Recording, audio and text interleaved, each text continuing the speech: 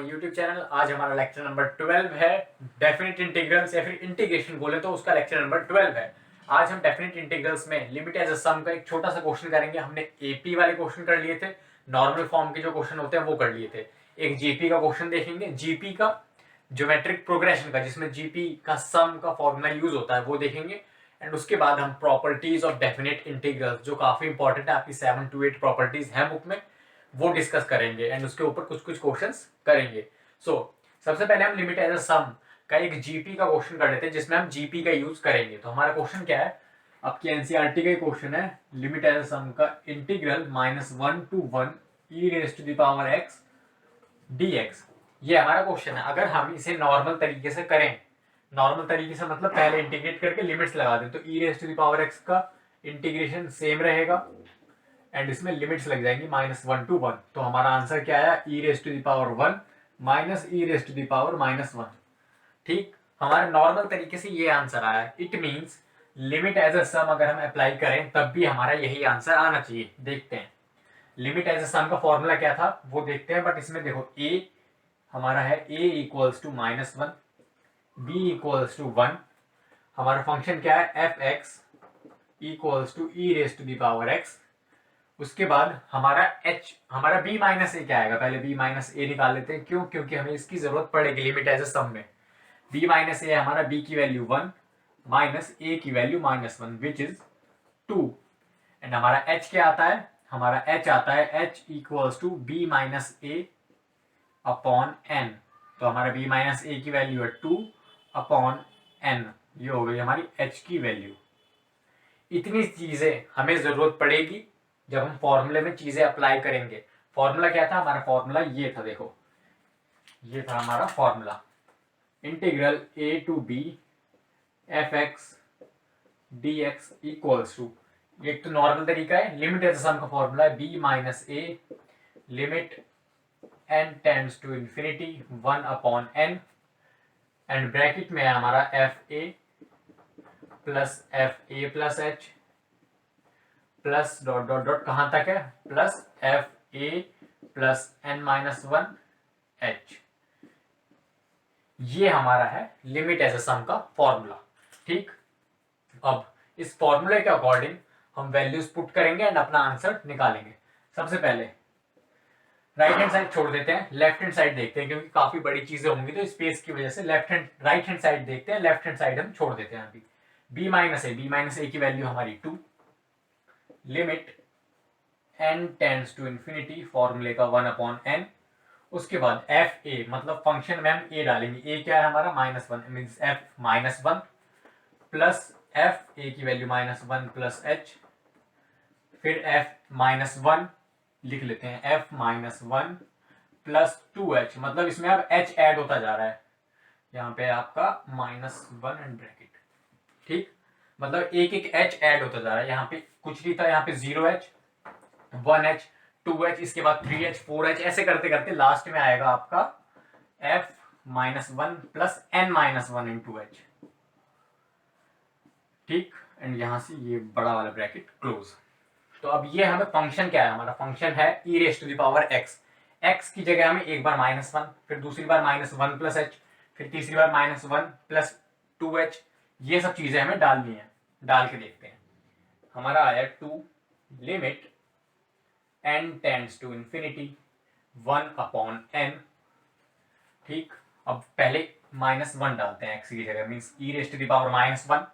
f -1 की value, function की वैल्यू है ये वाली, यहाँ पे हमने x की जगह -1। अब उसके बाद डालेंगे e raised to the power -1 plus h plus e raised to the power -1 plus 2h, plus ऐसे चलते जाएंगे, 3h 4h 5h ऐड होता जाएगा एंड कहां तक जाएंगे हम, अपने जाएंगे e raised to the power -1 plus n-1 into h, मतलब n-1 टाइम्स हमने h ऐड करा है। ठीक, ये हमने वैल्यूज पुट कर दी। अब क्या करना है, अब इसमें से देखो, इसमें से हम एक चीज अगर देखें ध्यान से, इसमें से क्या नोटिस करना है हमें, इसमें से हम ये नोटिस करें कि अगर ऐसे दिया होता है 2 raised to the power 1 plus 2, तो इसको हम ऐसे भी तो लिख लेते हैं, इक्वल्स टू 2 डॉट 2 स्क्वायर, मतलब बेस सेम पावर ऐड। तो अगर पावर ऐड है तो हम बेस सेम में स्प्लिट नहीं कर सकते। सिमिलरली अब यहाँ पे हम वो चीज अप्लाई करेंगे।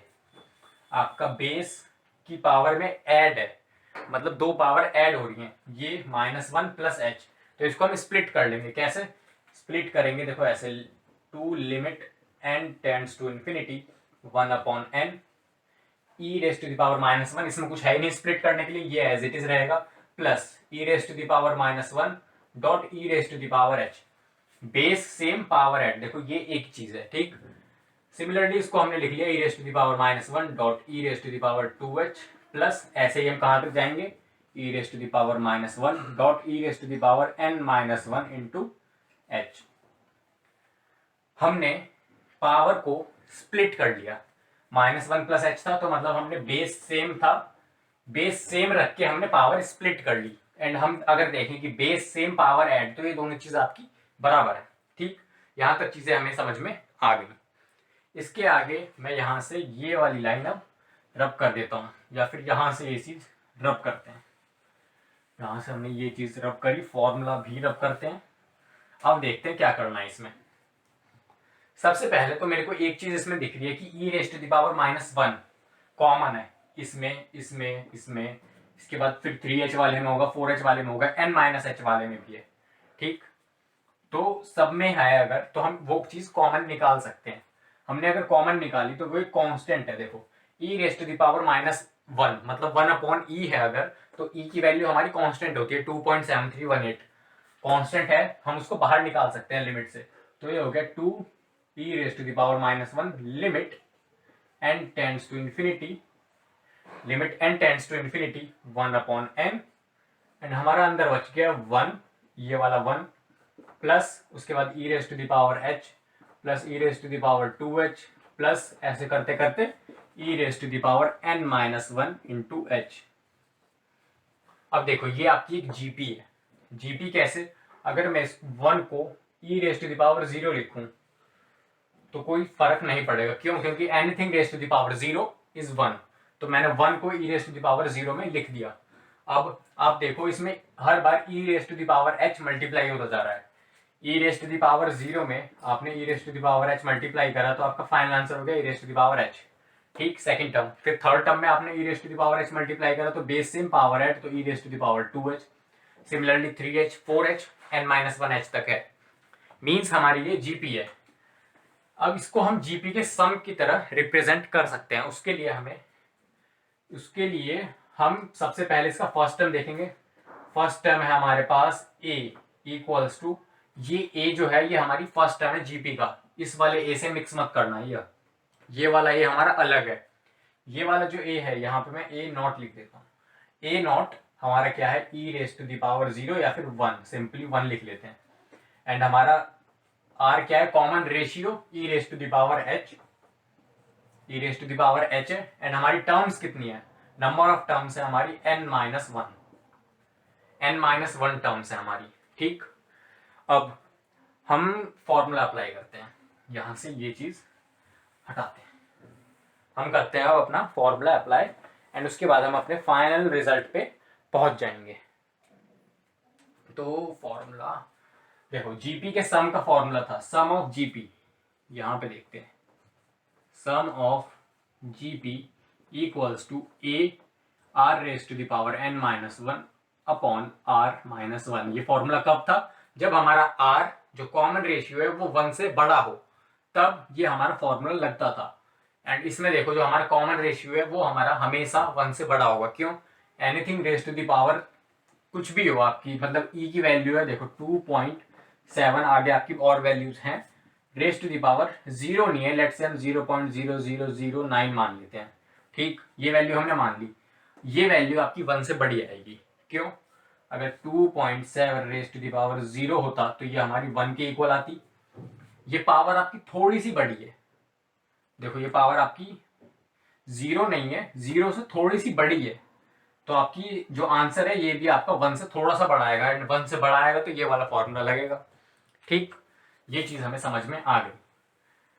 बट इससे पहले हम आगे बढ़े, हम h की वैल्यू पुट कर लेते हैं। h की वैल्यू क्या है, h की वैल्यू है 2/n, हम यहाँ पे h की वैल्यू हर जगह पुट कर लेते हैं। h की वैल्यू क्या है, 2/n, h equals to 2/n। तो h की जगह हमने 2/n, h की जगह यहाँ भी हम 2/n लेट कर रख लेंगे। क्यों रख रहे हैं? क्योंकि हमारी जो लिमिट है वो n की दे रखी है, n की लिमिट्स है इन्फिनिटी तक। तो यहाँ पे 2h हो जाएगा 4/n, 4/n, एंड सिमिलरली यहाँ पे हो जाएगा h की वैल्यू मीन्स यहाँ पे 2 से मल्टीप्लाई अपॉन n। ये हमने n की जगह h रख लिया, मतलब h की जगह n की, मतलब h की वैल्यू रख दी इन टर्म्स ऑफ n। इतना समझो बस, हमने h की जगह हर जगह in terms of n value रख दी h की। इसके बाद अब इस फॉर्मूले को यूज करके सम लिखते हैं। देखो ये constant as it is 2 raise to the power 2 multiplied by raise to the power -1 limit n tends to infinity 1/n। यहाँ तक तो सब कॉमन चलता आ रहा है अभी तक। अब फर्स्ट टर्म क्या है हमारी? फर्स्ट टर्म है 1 एज इट इज। दूसरी टर्म, अब उसके बाद r raise to the power n, ये हमारा क्या है? This multiplied by n, e raise to the power 2/n multiplied by n। फॉर्मूले के अकॉर्डिंग चले, हमारी यहाँ पे n टर्म्स है, n-1 टर्म्स नहीं होंगी, n टर्म्स होंगी। क्यों? 0h 2h, देखो 0h 1h 2h 3h चलते चलते 0 से लेके अगर हम 9 तक देखें तो ये हमारे 10 नंबर बनते हैं, 0 1 2 3 4 5 6 7 8 एंड 9। तो ऐसे ही अगर हम 0 से लेके n-1 तक देखें तो ये हमारी n टर्म्स बनेंगी टोटल। सिमिलरली यहाँ पे n नंबर ऑफ टर्म्स हैं, 0 से स्टार्ट कर रहे हैं इसलिए, ठीक। वहां पे n-1 नहीं, n टर्म्स आएंगी। तो फॉर्मूले के अकॉर्डिंग a की वैल्यू रखी हमने, मतलब फर्स्ट टर्म है हमारी 1। उसके बाद अंदर आया हमारे r raise to the power n, r की वैल्यू थी e raise to the power 2/n multiplied by n, मतलब पावर में n, ठीक। उसके बाद -1 upon e raise to the power 2/n -1। यहां तक हमारा जीपी का फॉर्मूला लग गया है। इसके बाद काफी आसान चीजें हैं, ये भी यहां से रब करते हैं एंड जल्दी से अब हम इसके बाद प्रॉपर्टीज पे मूव कर जाएंगे। देखो constant as it is, limit n tends to infinity 1/n। अब n से n कट गया, देखो दोनों n पावर में है, तो ये ऐसे था 2 रेज़ टू पावर n, तो इसको हम e raise to power 2n/n लिखेंगे। n से n कट गया तो ये हमारा हो गया e स्क्वायर, n से n कैंसिल हो गया तो ये e square -1 whole upon e raise to power 2n 2/n -1, ठीक। यहां तक अब चीजें सॉर्ट आउट हो गई हैं। इसके बाद अब एक स्टेप बाकी है, थोड़ी सी ट्रिक लगानी है आपको। क्या ट्रिक लगानी है? देखो ऊपर तो आपकी लिमिट्स है ही नहीं, तो आपका ऊपर का रिजल्ट हो गया e स्क्वायर -1, नीचे आपकी लिमिट्स आ गई, limit n tends to infinity. जो इस 1/n को अगर हम नीचे लिखें, ये यहाँ पे देखो, यहां से ये रब करते हैं, देखो यहाँ पे ये n मल्टीप्लाई में है इसके साथ, ठीक, डिनोमिनेटर में ही है अभी भी। इसको अगर मैं रेसिप्रोकेट करके इसके डिवीजन में ले आऊं तो कोई फर्क नहीं पड़ेगा। क्यों? इसको हम रेसिप्रोकल करके मल्टीप्लाई करेंगे, यहाँ पे n ये फिर से डिनोमिनेटर में आ जाएगा, या फिर इसको रेसिप्रोकल करके हम इसके डिनोमिनेटर में ले आए नीचे, तो ये हमारी एक ही बात है। तो हम e raise to the power 2/n -1 and इसको हमने 1/n करके लिख लिया। यहां से अभी मैं यहां से हटा देता हूं ताकि आपको देख के समझ में आए। यहाँ पे n आपका मल्टीप्लाई में था, डिवाइड में करके, मतलब रेसिप्रोकल करके हम डिवाइड में ले गए, रेसिप्रोकल करके 1/n डिवाइड में ले आए। अब हमने एक फॉर्मूला पढ़ा था, कौन सा? Limit h tends to infinity e raise to the power h -1 upon h equals to 1। ये हमारा एक स्टैंडर्ड फॉर्मूला है। अब h की वैल्यू 0 होती है, 0 या फिर हमारी इंफिनिटी का रेसिप्रोकल। 0 क्या होता है? लेट से यहाँ पे कोई भी नंबर हो जाएगा हमारा कांस्टेंट a एंड वहां पे हमारा नीचे इंफिनिटी, बहुत ही बड़ा नंबर होगा, जैसे 1/100 करेंगे तो 0.01 आएगा, वो लगभग 0 के इक्वल है। अगर इंफिनिटी हो जाए तो वो पूरा 0 हो जाएगा। तो वही चीज हम यहाँ पे इस्तेमाल करेंगे। देखो n है हमारा डिनोमिनेटर में, पावर के डिनोमिनेटर में है, एंड n हमारा बहुत बड़ा नंबर है, इंफिनिटी को टेंड कर रहा है, तो ये दोनों बात एक है। इसकी जगह मैं 1 लिख सकता हूं, बट अभी यहाँ पे एक चीज और, यहाँ पे h एंड h सेम है, तो यहाँ पे 2/n, तो यहाँ पे भी 2/n होना चाहिए। इसके लिए हम 2 से मल्टीप्लाई एंड 2 से डिवाइड कर लेंगे। 2 से मल्टीप्लाई 2 से डिवाइड करा तो ये चीज आपकी होगी 1, इस 2 से ये वाला 2 कैंसिल। अब देखते हैं आगे क्या होता है। आगे अब कुछ बचा ही नहीं है, आगे आपका है e⁻⁻1 ब्रैकेट में आपका e² - 1। e⁻⁻1 को हम अंदर लेके आएंगे तो e⁻1 मतलब बेस सेम पावर है 2 - 1 1 माइनस e⁻1। हमारा फाइनल आंसर ये हो गया। देखो ये हमने नॉर्मल तरीके से निकाला था एंड ये हमने लिमिट एज अ सम के बाद जीपी का इस्तेमाल करके निकाला है। अब जल्दी से हम आगे बढ़ते हैं। प्रॉपर्टीज ऑफ डेफिनेट इंटीग्रल काफी इंपॉर्टेंट है आपके लिए, आपके एग्जाम में जरूर एक ना एक क्वेश्चन जरूर आएगा। आपकी टोटल 8 प्रॉपर्टीज हैं आपके सिलेबस में एंड हम सिचुएशन के अकॉर्डिंग उसको यूज करेंगे। सबसे पहले हेडिंग डाल लेते हैं क्या, प्रॉपर्टीज ऑफ डेफिनेट इंटीग्रल्स। सबसे पहली प्रॉपर्टी, हमारे पास 8 प्रॉपर्टी हैं।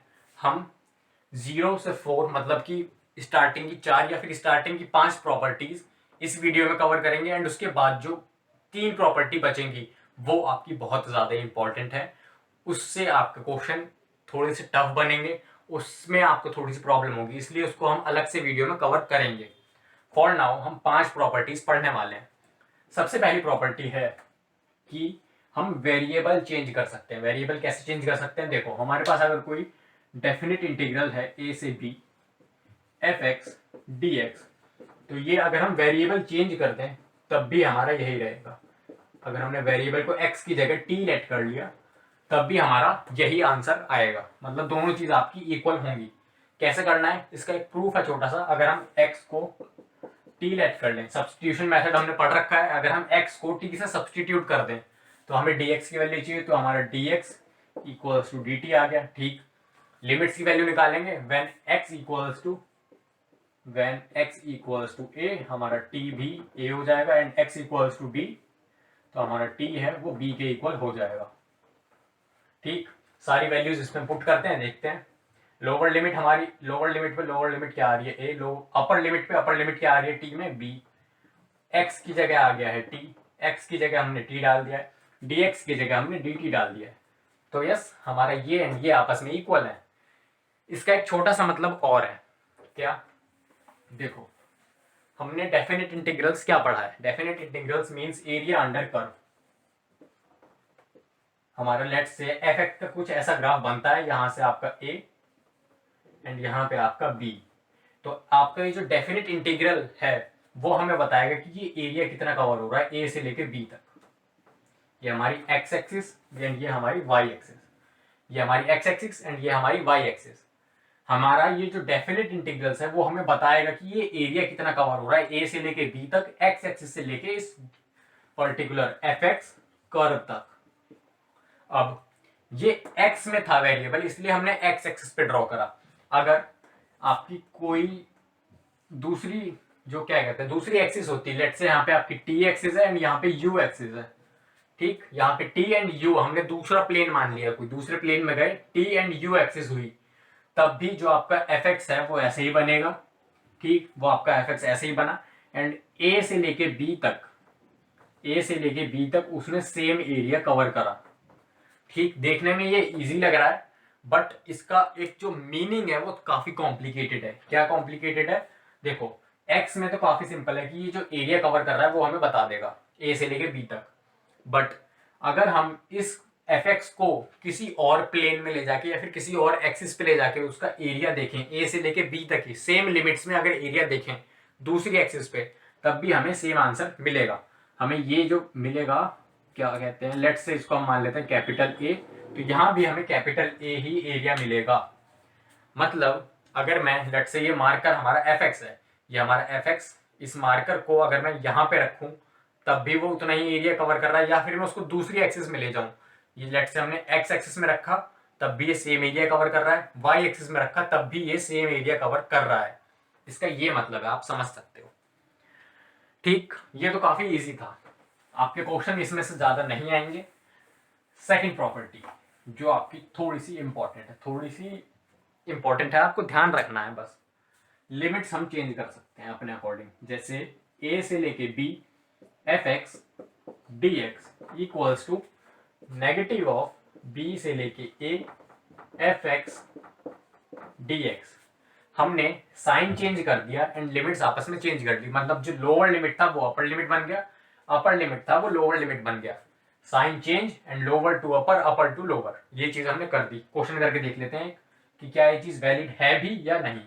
ठीक, हमारा क्वेश्चन क्या है, लेट्स से हमारा e raise to the power x dx, जो चीज हमने अभी करी वही करके देख लेते हैं, -1 to 1। इसका आंसर हमारा आया था e raise to the power 1 minus e raise to the power -1, ये हमारा आंसर आया था। अब अगर इसके अकॉर्डिंग चलें तो हमारे पास क्या होना चाहिए, माइनस पहले b है मतलब 1 to -1 e raise to the power x dx। ठीक, minus e raise to the power का integration e raise to the power x 1 to -1, अगर माइनस बाहर लें तो अपर लिमिट पहले लगाएंगे -1 minus lower limit which is 1, minus को अंदर लेके आएंगे तो e raise to the power 1 minus e raise to the power -1। Yes, हमारा देखो यहाँ से एंड यहाँ से दोनों तरीकों से हमारा आंसर सेम आ रहा है, तो ये चीज भी हमारी वैलिड है एंड ये चीज भी हमारी वैलिड है। थर्ड प्रॉपर्टी आज की, थर्ड प्रॉपर्टी है हम बीच में से लिमिट्स स्प्लिट कर सकते हैं। ये वाली जो प्रॉपर्टी है इसको आपको समझना पड़ेगा थोड़ा सा, ये तो आप फिर भी याद कर सकते हो कि आपने वेरिएबल चेंज कर लिया एंड आपने साइन चेंज करके लिमिट्स आपस में इंटरचेंज कर दी। तो थर्ड वाली प्रॉपर्टी है, let's say a to b limits आ रही है हमारी fx dx, इसको हम दो पार्ट्स में स्प्लिट कर सकते हैं। कैसे, लेट्स से c हमारा कोई भी नंबर है a से लेके b तक में, तो हमने इसको ऐसे स्प्लिट कर लिया, c to b fx dx, इसको मैंने ऐसे स्प्लिट कर लिया एंड यहाँ पे आपका जो c है belongs to a comma b, a और b के बीच में आपका कोई भी नंबर है c। इसको मैं ग्राफ के थ्रू समझाने की कोशिश करता हूं आपको। देखो, हमने बनाया ग्राफ, ये आपका बन गया fx, यहाँ पे आपका a एंड यहाँ पे आपका b। ठीक, आपका a एंड b ये आपका fx का ग्राफ है। अब ये क्या बता रहा है, लेफ्ट हैंड साइड पे देखो, लेफ्ट हैंड साइड पे ये जो हमें बताएगा वो बताएगा इसका पूरा एरिया, टोटल एरिया। ठीक, अब हमें c जो है, c कोई नंबर है a से लेके b के बीच में, c एक a और b के बीच में नंबर है।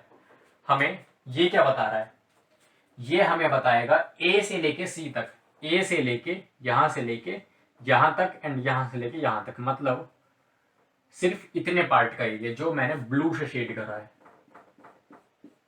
ठीक, जो मैंने ब्लू से शेड करा है वो हमें बताएगा ये वाला पार्ट, फर्स्ट पार्ट।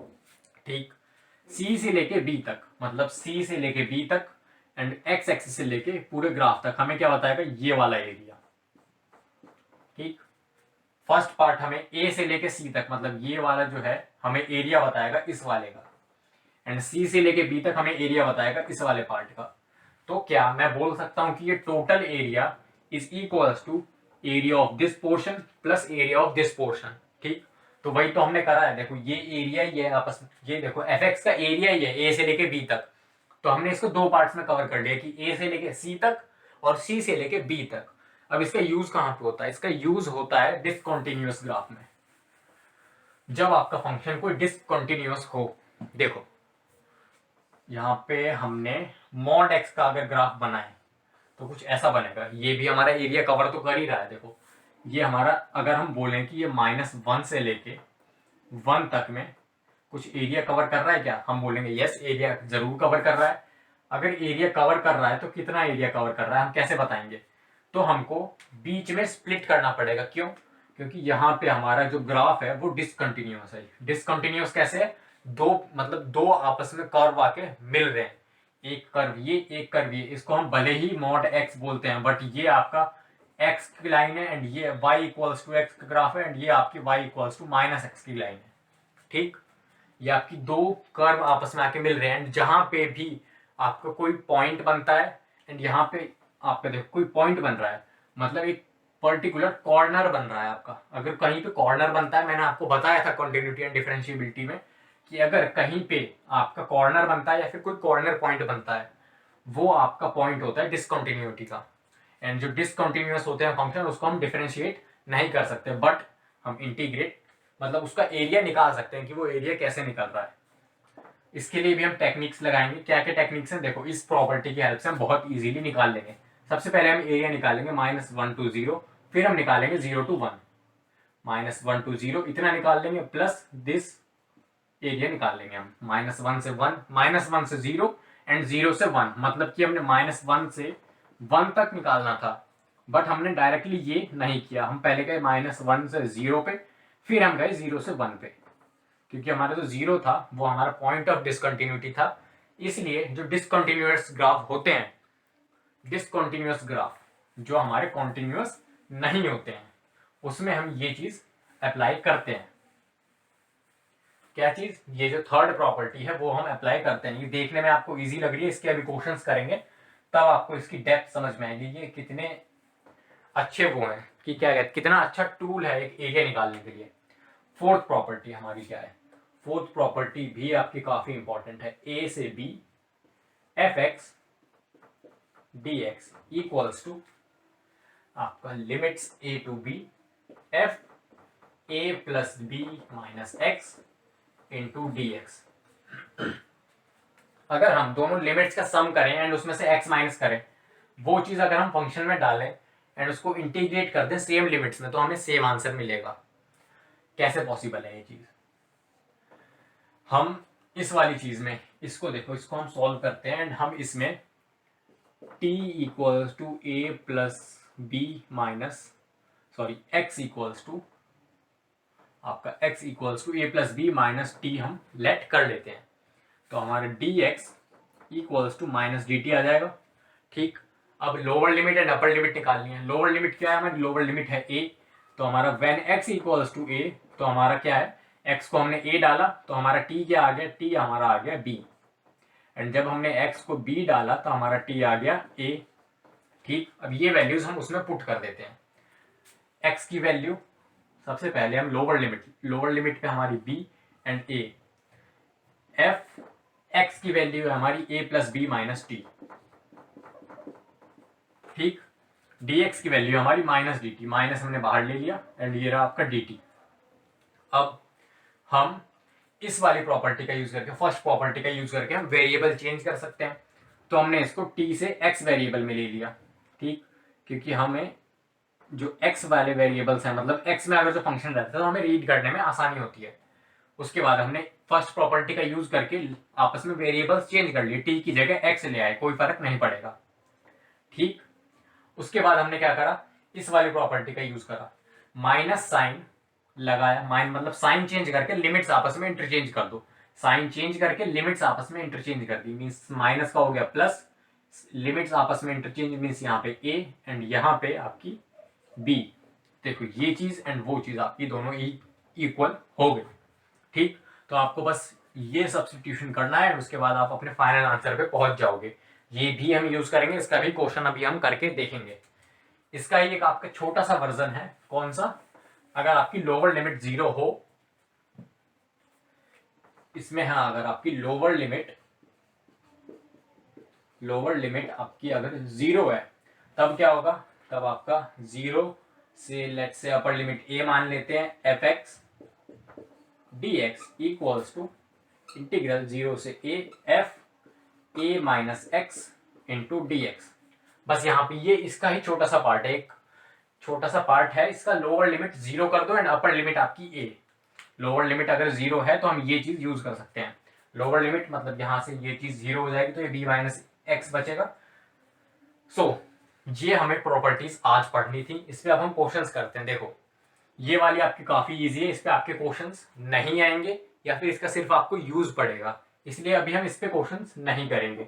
इस पे हम क्वेश्चंस करेंगे जब हम बाकी की 3 प्रॉपर्टीज, इसके बाद आपकी 3 प्रॉपर्टीज और बची हैं जिसमें हमें इवन एंड ऑड फंक्शंस देखने पड़ते हैं कि अगर वो फंक्शन इवन है या फिर ऑड है तब क्या क्या आंसर आएंगे, वो चीज हमें देखनी पड़ती है। उसके बाद भी डिस्कस नहीं करते ये, इस पे हमने क्वेश्चन करके देखा। इस वाले पे क्वेश्चन करते हैं एंड इस वाले पे क्वेश्चन करते हैं। देखो काफी इंपॉर्टेंट है ये वाला एंड ये वाला, आपकी ये दोनों प्रॉपर्टीज काफी इंपॉर्टेंट है एंड आपको इन दोनों प्रॉपर्टीज का यूज पता होना चाहिए कि कहाँ कहाँ यूज होती हैं दोनों प्रॉपर्टीज। सो स्टार्ट करते हैं इनके क्वेश्चन सॉल्व करना। 3 क्वेश्चंस लेते हैं। सबसे पहला क्वेश्चन है आपका integral -1 to 1 mod x dx। ठीक, उसके बाद चलो पहले एक सॉल्व करते हैं, उसके बाद हम आगे बढ़ेंगे। ये प्रॉपर्टीज मैं रब कर देता हूं एंड उसके बाद जरूरत के हिसाब से हम यूज करते रहेंगे। ठीक, आपने आई थिंक नोट डाउन कर लिया होगा, नोट डाउन नहीं किया है तो आप थोड़ा सा रिवाइंड करके पॉज करके नोट डाउन कर लो, उसके बाद हम क्वेश्चन स्टार्ट करते हैं। चलो इसको हमें सॉल्व करना है। देखो मॉड एक्स का पहले ग्राफ बना के देखते हैं। मॉड एक्स का ग्राफ कैसे बनता है? मॉड एक्स का ग्राफ बनेगा आपका ऐसे, एंड 0 पे आपका जो यहां पे है डिसकंटिन्यूअस, आपका ये जो कर्व बना है ये आपका डिसकंटिन्यूअस है ओरिजिन पे। ओरिजिन पे आपका कर्व डिसकंटिन्यूअस है, क्यों? क्योंकि यहां पे आपका एक कॉर्नर पॉइंट बन गया है, आपका यहां पे एक कॉर्नर बन गया है छोटा सा। जहां भी कर्व में जहां भी कॉर्नर बने या फिर एक पॉइंट बन जाए, अगर ये कर्व यहां से ऐसे हो जाए, यहां पे एक कॉर्नर बन गया, एक पॉइंट बन गया एक, ठीक, तो यहां पे जो आपका कर्व है डिसकंटिन्यूअस हो जाएगा। बट इसके आगे अभी हमें जाना ही नहीं है, कर्व के अकॉर्डिंग हमारा ये ग्राफ सही है। सो यहाँ पे अगर हमारा पॉइंट बना है, यहाँ पे अगर हमारा कॉर्नर बना है, तो ये हमारा डिसकंटिन्यूअस है। अगर आपको पूरा समझना है कि डिसकंटिन्यूअस कब होता है, कब नहीं होता, कब कंटिन्यूअस होता है, कब नहीं होता, उसके लिए आप लेक्चर देख सकते हो। कॉन्टिन्यूटी एंड डिफरेंशिएबिलिटी का lecture number 1 and lecture number 2, उसमें डिटेल में समझाया हुआ है। बट फॉर नाउ बस ये समझ लो कि अगर आपका पॉइंट या फिर कर्व में कहीं भी आपका कॉर्नर बन रहा है तो वो आपका डिसकंटिन्यूटी का पॉइंट होगा। हमें चाहिए -1 से 1 तक। -1 से 1 तक हम डायरेक्ट नहीं आ सकते, हमें एरिया अंडर कर्व निकालना है ना। हम देखो इसका एरिया निकाल लेंगे। यहाँ पे तो आपका कर्व जो है वो आपका डिसकंटिन्यूअस है, यहाँ पे कर्व टूट जाएगा आपका, यहाँ पे आपका कर्व टूट रहा है तो उसके नीचे कोई एरिया ही नहीं है। ठीक, उसके बाद हमें ये पॉइंट चाहिए, तो हम -1 से +1 डायरेक्टली जाने के बजाय पहले हम -1 से 0 पे जाएंगे, देन हम 0 से +1 पे जाएंगे। ठीक, हम प्रॉपर्टी नंबर 3 का यूज करेंगे। कैसे यूज करते हैं अभी देखते हैं। देखो इस वाले केस में -1 to 0, इस वाले में जो आपका fx है वो y = -x है। आपका जो फंक्शन है वो नेगेटिव है, फंक्शन आपका नेगेटिव है। एंड 0 से 1 में इस वाले केस में आपका जो कर्व है वो है y = x। तो हमें कर्व भी वही लेना पड़ेगा, जहां पे नेगेटिव है हम नेगेटिव लेंगे, जहां पे पॉजिटिव है हम वहां पे पॉजिटिव लेंगे। ठीक, -1 to 0, -1 से 0, यहाँ पे आपकी ये y = -x की लाइन है। ठीक, तो ये y = -x, तो इसको हम ब्रेक डाउन करके ऐसे लिख सकते हैं। -1 to 0 हमारा फंक्शन क्या है? y = -x इस वाले पार्ट में, मतलब -x dx प्लस उसके बाद हमें 0 से 1 पे जाना है, 0 to 1 कर्व क्या है हमारा x एंड dx। देखो हमने पॉइंट कौन सा लिया? पॉइंट लिया हमने जो डिसकंटिन्यूटी का पॉइंट है, जहां पे कर्व टूट रहा है, जहां पे कर्व में सडन चेंज आ रहा है। कर्व आपका आराम से ऐसे ऐसे ऐसे आ रहा था, सडन चेंज आया, वो ऊपर की साइड आ गया, तो यहाँ पे एक कॉर्नर बन गया, ये आपका डिसकंटिन्यूटी का पॉइंट हुआ। एंड डिसकंटिन्यूटी के पॉइंट पे ही हम लिमिट्स ब्रेक कर लेंगे। लिमिट्स हमने 2 पार्ट्स में स्प्लिट कर ली। जहां पे नेगेटिव कर्व था वो हमने नेगेटिव लिया, जहां पे पॉजिटिव था वहां पे हमने पॉजिटिव लिया। अब इसको हम नॉर्मली सॉल्व कर लेते हैं। माइनस आपका बाहर, x का हो गया x² लिमिट्स आपकी -1 to 0 प्लस x का हो गया आपका x² लिमिट्स हो गई आपकी 0 to 1। कई बच्चे क्या करते हैं x² नेगेटिव में x² पॉजिटिव में वो कर देते हैं कैंसिल, एंड यहाँ पे मिलेंगे आपको 0 मार्क्स। क्यों? लिमिट्स आपकी डिफरेंट है, यहाँ पे -1 to 0 है, यहाँ से 0 to 1 है, तो आपके आंसर भी अलग आएंगे। माइनस आपने अपर लिमिट डाली, अपर लिमिट पे आपको मिला 0, लोअर लिमिट डाली तो लोअर लिमिट पहले तो फॉर्मूले का माइनस, लोअर लिमिट में आपका 1/2। ठीक, उसके बाद ये वाला प्लस x²/2 मतलब कि आपका 1/2 प्लस ये आपका हो गया 0, 0 डालोगे तो उसके बाद नेगेटिव साइन आप अंदर ले आए, मतलब -0 तो कुछ है ही नहीं, नेगेटिव नेगेटिव पॉजिटिव, आपका टोटल आंसर हो गया 1। इसका आपका फाइनल आंसर आ रहा है 1। अगर हम इसको नॉर्मली इंटीग्रेट करने जाएं तो हमसे इंटीग्रेट नहीं हो पाएगा। क्यों? क्योंकि मॉड वाली चीज है वो आपकी डिसकॉन्टिन्यूअस कर्व होते हैं। एक स्टेप और आगे जाते हैं कि कौन सा स्टेप जिसमें हमें wavy curve method 11th class में हमने पढ़ा था, वेवी कर्व मेथड, उसका यूज पड़ेगा। क्वेश्चन भी चेंज कर लेते हैं। यहाँ पे अपना एनसीईआरटी का एक क्वेश्चन उठाते हैं। Integral -1 to +2 x cube minus x का मॉड dx। प्रॉपर्टी नंबर 3 लगेगी फिर से। अब मॉड लगाए, ये चीज आप रख सकते हो या फिर अपने ध्यान में रख सकते हो। प्रॉपर्टी नंबर 3 हमेशा आपके मॉड वाले क्वेश्चन में लगेगी। आपके सिलेबस में सिर्फ मॉड वाले क्वेश्चन में लगेगी, ठीक। बोर्ड के सिलेबस की बात कर रहा हूं मैं। जहां भी आपको मॉड दिखे वो आपका कर्व डिसकॉन्टिन्यूअस बनेगा, पहली बात। एंड जहां पे डिसकॉन्टिन्यूटी की बात हो एंड ऐसा इंटीग्रल हो, वहां पे आपकी प्रॉपर्टी नंबर 3 लगेगी। प्रॉपर्टी नंबर 3 क्या थी? आप लिमिट्स को 2 पार्ट्स में स्प्लिट कर सकते हो, ठीक। सो इसका अब हम कर्व तो बना नहीं सकते। इसका कर्व कुछ ऐसा सा बनेगा, देखो इसका कर्व आपका बनेगा कुछ ऐसा, ये कर्व बनेगा इसका। तो अब इससे हम कुछ अंदाजा नहीं लगा सकते, इसलिए हमें जाना पड़ेगा वेवी कर्व मेथड पे। कर्व ऐसा मैंने कैसे बना लिया वो भी मैं वेवी कर्व मेथड में के थ्रू बताऊंगा कि कर्व ऐसा क्यों बनेगा, ठीक। वेवी कर्व मेथड क्या कहता है? आपका जो भी फंक्शन है उसको सबसे पहले फैक्टराइज कर लो, मतलब इतना फैक्टराइज कर लो कि वो आगे फर्दर फैक्टराइज ना हो पाए। हमारा फंक्शन क्या है? हमारा एफ एक्स है, एक्स क्यूब माइनस एक्स। कैसे लिख सकते हैं इसको? एक्स कॉमन लिया तो ये एक्स स्क्वायर माइनस 1। इसको अभी हम और फैक्टराइज कर सकते हैं। कैसे? X plus 1 and x minus 1, x cube minus x, and इसको हमने फैक्टराइज करते करते यहाँ पे लिख लिया। अब एक नंबर लाइन ड्रॉ करो एंड हर ब्रैकेट को, ये आपका एक ब्रैकेट, दूसरा ब्रैकेट, तीसरा ब्रैकेट, हर ब्रैकेट को 0 पे इक्वल पुट करो। इसको 0 पे इक्वल पुट करेंगे तो x इक्वल्स टू 0, इसको 0 पे इक्वल पुट करेंगे तो x इक्वल्स टू -1, एंड इसको पुट करेंगे तो x इक्वल्स टू +1। इन तीनों को नंबर लाइन पे प्लॉट कर लो। कर लिया। यहाँ पे आपका +1 एंड यहाँ पे आपका -1। अब राइट हैंड साइड पे एकदम जो राइट मोस्ट पार्ट है वहां से पॉजिटिव साइन दो, उसके बाद अल्टरनेट नेगेटिव पॉजिटिव ऐसे देते जाओ जितने पार्ट भी है। पॉजिटिव साइन दिया राइट मोस्ट में, उसके बाद नेगेटिव पॉजिटिव नेगेटिव हम देते चले गए, ठीक। नेगेटिव पॉजिटिव ये चीज है क्या?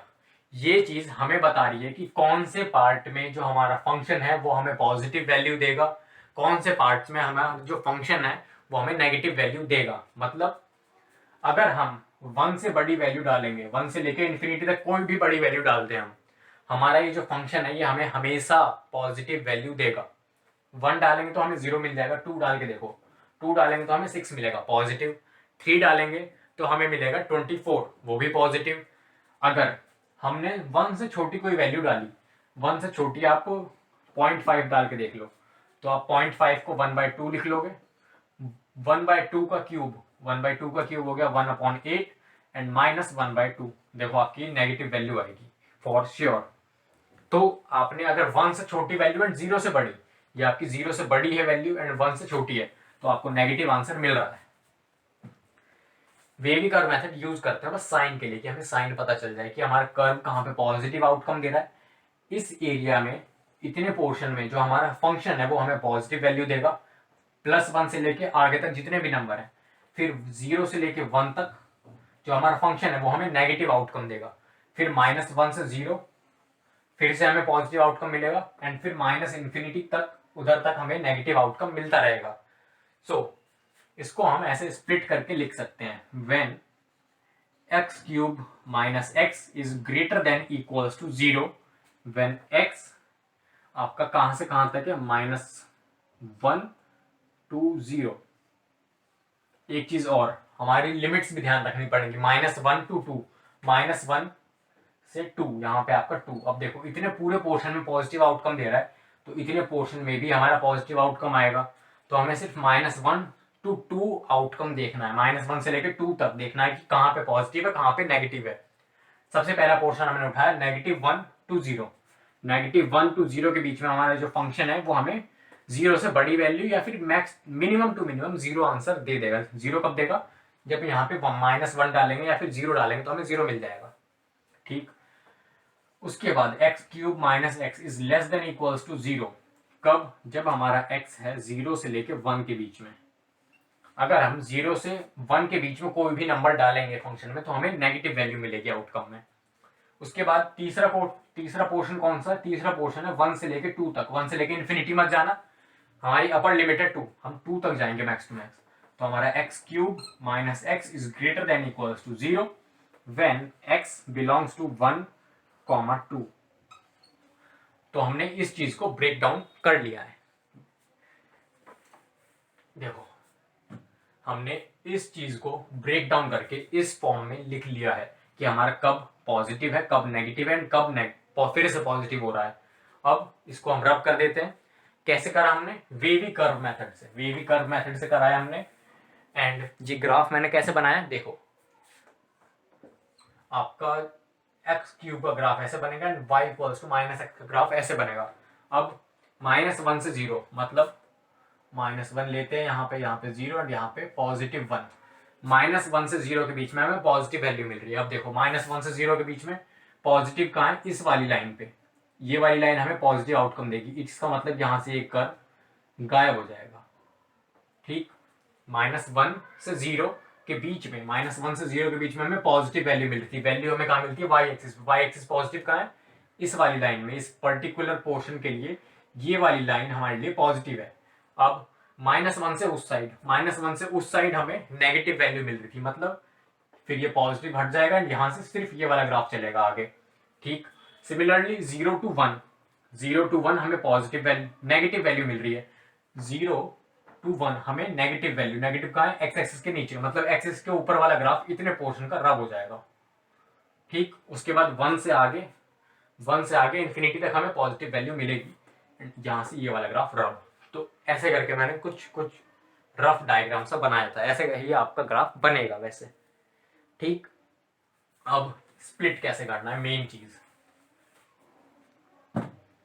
-1 to 2 है तो हम -1 to 2 डायरेक्टली नहीं जाएंगे, पहले -1 से जाएंगे 0 पे, 0 से जाएंगे 1 पे एंड 1 से जाएंगे 2 पे। एंड इन तीनों पे हमने देख लिया है कि हमारे साइन कौन कौन से आ रहे हैं। सबसे पहले हमारा आ रहा है -1 to 0। -1 to 0 में हमारा 0 से बड़ा मतलब पॉजिटिव है, कोई चेंज नहीं होगा। X cube minus x into D x plus, उसके बाद हमारी 0 to 1 लिमिट है। 0 to 1 है अगर हमारी लिमिट, तो ये हमारी नेगेटिव है, मतलब negative x cube minus x. देखो, हमने फंक्शन के साथ नेगेटिव लगा लिया। क्यों? क्योंकि इस पोर्शन में हमें 0 to 1 में हमें 0 से छोटी वैल्यू मिल रही थी आउटकम में, इसलिए हमने यहाँ पे नेगेटिव लगा लिया। अब थर्ड पोर्शन क्या है? थर्ड पोर्शन है 1 to 2 हमारा फंक्शन। देखो, 0 से बड़ा आउटकम दे रहा है, मीन्स फंक्शन हमारा पॉजिटिव रहेगा। यहाँ पे dx एंड यहाँ पे भी आपका dx। ठीक, इस नेगेटिव को हम अंदर ले आएंगे, यहाँ से हमने ब्रैकेट हटाया एंड ये नेगेटिव नेगेटिव पॉजिटिव, यहाँ पे नेगेटिव। ठीक, अब इसको हम कर लेंगे नॉर्मली इंटीग्रेट एंड लिमिट्स लगा देंगे, हमारा फाइनल आंसर आ जाएगा। ठीक, वो भी मैं जल्दी से कर देता हूँ। देखो, इंटीग्रेट करेंगे पहले तो x raise to the power 4/4 minus x square upon 2, limits आपकी -1 to 0 प्लस, उसके बाद minus x raise to the power 4/4 plus x square upon 2, limits आपकी 0 to 1 plus x raise to the power 4/4 minus x square upon 2, limits 1 to 2। अब आप इसमें आप limits डालना and final answer निकालना। आपका फाइनल आंसर 11/4 आना चाहिए। ठीक, आप इसमें लिमिट्स लगाओगे, पहले 0 फिर -1 लगाओगे, फिर +1 फिर -0, फिर सारी लिमिट्स लगाना, आपका फाइनल आंसर 11/4 आना चाहिए। 11/4 इसका करेक्ट आंसर है। ठीक, फिर से ओवरव्यू ले लेते हैं कि हमने इस प्रॉपर्टी में, मतलब इस क्वेश्चन में हमने करा क्या। देखो, मॉड लगा था, इसका मतलब हम मॉड देखते ही समझ गए कि भाई डिसकंटिन्यूअस फंक्शन है, इसको हम नॉर्मली इंटीग्रेट तो नहीं कर सकते, हमारे नॉर्मल इंटीग्रेशन जैसा नहीं है। भले ही देखने में लग रहा है कि नॉर्मल इंटीग्रेट हो जाएगा, बट ये होने वाला नहीं है। ठीक, तो हम आए प्रॉपर्टी नंबर 3 पे। क्यों? क्योंकि हमें पता है कि जहां भी मॉड होता है वहां पे हम अपनी प्रॉपर्टी नंबर 3 लगा सकते हैं। हमारी प्रॉपर्टी नंबर 3 क्या कहती है? प्रॉपर्टी नंबर 3 कहती है कि हम अपनी जो लिमिट्स हैं उसको स्प्लिट कर सकते हैं। कैसे? किस किस पॉइंट पे स्प्लिट करेंगे? डिसकंटिन्यूटी के पॉइंट पे स्प्लिट करेंगे। डिसकंटिन्यूटी हमने कैसे पता लगाया? हमारा फंक्शन हमने इसको फैक्टराइज करा जहां पे वो उसके आगे फैक्टराइज नहीं हो पाए। इसके फैक्टराइज कैसे करा? x plus 1 and x minus 1, तीनों ब्रैकेट्स को 0 के इक्वल रखा हमने। 0 माइनस 1 प्लस 1 आउटकम मिले, मतलब कि अगर 0 हो, माइनस 1 हो, प्लस 1 हो तो ये हमारे 0 के इक्वल होंगे। अगर आप बोलो तो इसको हम 0 के इक्वल पुट कर देंगे। इसको हमें मॉड के अंदर जो भी फंक्शन है आपका उसको हम 0 के इक्वल पुट करेंगे। 3 आंसर मिलेंगे हमें। अगर पावर यहाँ पे 3 है मैक्सिमम तो हमें यहाँ पे 3 आंसर मिलेंगे। हमने तीनों को नंबर लाइन पे ड्रॉ करा। नंबर लाइन पे ड्रॉ करने के बाद राइट मोस्ट पार्ट को हमने दिया पॉजिटिव। उसके बाद हम negative positive negative positive alternate देते चले गए। वो हमें बताता है कि हमारा जो ये फंक्शन है वो हमें किस पोर्शन में हमें पॉजिटिव आउटकम देगा एंड किस पोर्शन में हमें नेगेटिव आउटकम देगा। जैसे कि हमने देखा 1 से लेके इन्फिनिटी तक प्लस था साइन, हमने साइन प्लस लगाया था। इट मीन्स हम यहाँ पे कोई भी नंबर डालें इस फंक्शन में हमें पॉजिटिव वैल्यू मिलेगी। यहाँ से 0 to 1 में यहाँ पे नेगेटिव था तो इसके बीच का अगर हम कोई नंबर डालते तो हमें नेगेटिव आउटकम मिल रहा था। ठीक, इसका यूज करके हमने 3 पार्ट्स में स्प्लिट कर लिया। इसमें पॉजिटिव, इसमें नेगेटिव, इसमें फिर से पॉजिटिव। ठीक, स्प्लिट करने के बाद हमने 3 अलग अलग चीजें लिखी। पहला पॉजिटिव, फिर नेगेटिव, फिर पॉजिटिव। हमने साइन के साथ लिखा। मेन बात ये पकड़ने वाली है कि हमने साइन के साथ लिखा। इसमें हमारा फंक्शन पॉजिटिव आ रहा था तो हमने एज इट इज लिखा। इसमें हमारा नेगेटिव आ रहा था तो हमने negative of x cube minus x, हमने इसके साथ नेगेटिव लगाया। ठीक, ये पकड़ने वाली बात है। एंड इसकी लिमिट्स हमारी 0 to 1 थी। उसके बाद फिर आपकी तीसरी लिमिट आई होगी ये वाली 1 to 2 एंड आपका फाइनल आंसर निकल के आया। इसका फाइनल आंसर आपका आएगा 11/4। आप सॉल्व करके देख सकते हो। ठीक, इसके बाद आज के लिए आई थिंक इतना बहुत है, ज्यादा हो जाएगा अगर इससे आगे हम पढ़े तो। इसके बाद एक क्वेश्चन मेरे माइंड में तो है कराने के लिए, करा देते हैं। देखो क्वेश्चन है हमारा integral π/6 to π/3 under root sine X upon under root, sorry यहाँ पे रूट साइन एक्स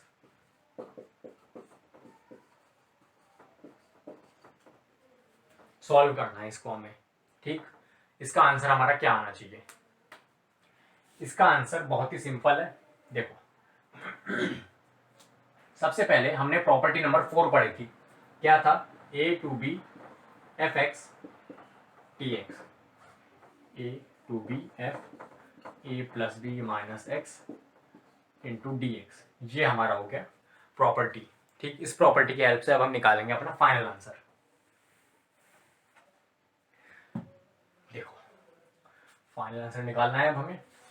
सबसे पहले हम लेट करेंगे, let i equals to this π/6 to π/3 under root sine X upon root sine X plus root cos X into D x.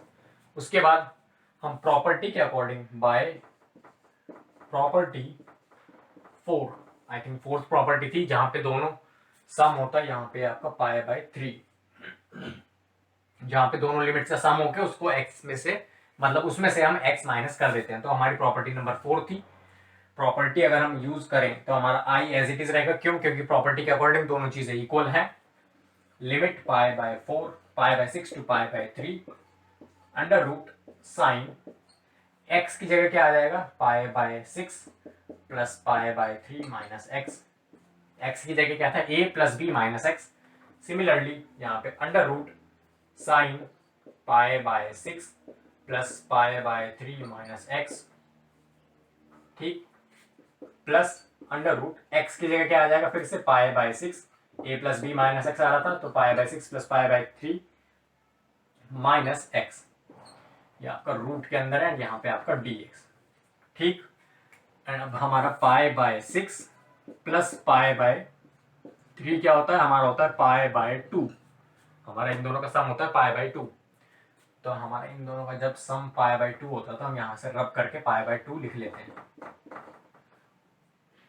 ये हो गया आपका π/2 एंड ये भी हो गया आपका π/2। ठीक, अब हमने एक चीज और पढ़ी थी कि sine π/2 minus x equals to cos x and cos π/2 minus x equals to sine X. ये प्रॉपर्टी हम लोगों ने 11th क्लास में पढ़ी होगी। आपने ये प्रॉपर्टी अगर नहीं पढ़ी तो ये आप याद कर लो कि ये चीज हमारी ट्रू होती है। Sine π/2 minus x equals to cos x, cos π/2 minus x equals to sine x. अब इसके बाद क्या करेंगे, हमारा I equals to sine π/2 minus x हो गया हमारा रूट कॉस एक्स। ठीक, सिमिलरली हमारा ये चीज होगी कॉस एक्स में, प्लस ये चीज हो गई हमारी plus under root sine x dx। अभी तक हमने सिर्फ प्रॉपर्टीज का यूज करा है। हमने a plus B minus x वाली प्रॉपर्टी लगाई, π/2 माइनस एक्स बन गया। π/2 माइनस एक्स हमारा साइन के साथ हो जाता है कॉस एंड कॉस के साथ हो जाता है हमारा साइन। हमने नॉर्मल प्रॉपर्टीज लगाई। अब क्या है आगे, अब है इसको देखो equation number 1 and equation number 2। हम क्या करेंगे 1 + 2 कर देंगे। 1 + 2 का तो i + i हमारा हो गया 2i। लिमिट्स हम एक लिमिट्स के अंदर ले लेंगे क्योंकि इसमें लिमिट्स सेम है, π/6 to π/3 लिमिट्स हमारी सेम है तो हम एक लिमिट के अंदर ले लेंगे इसे।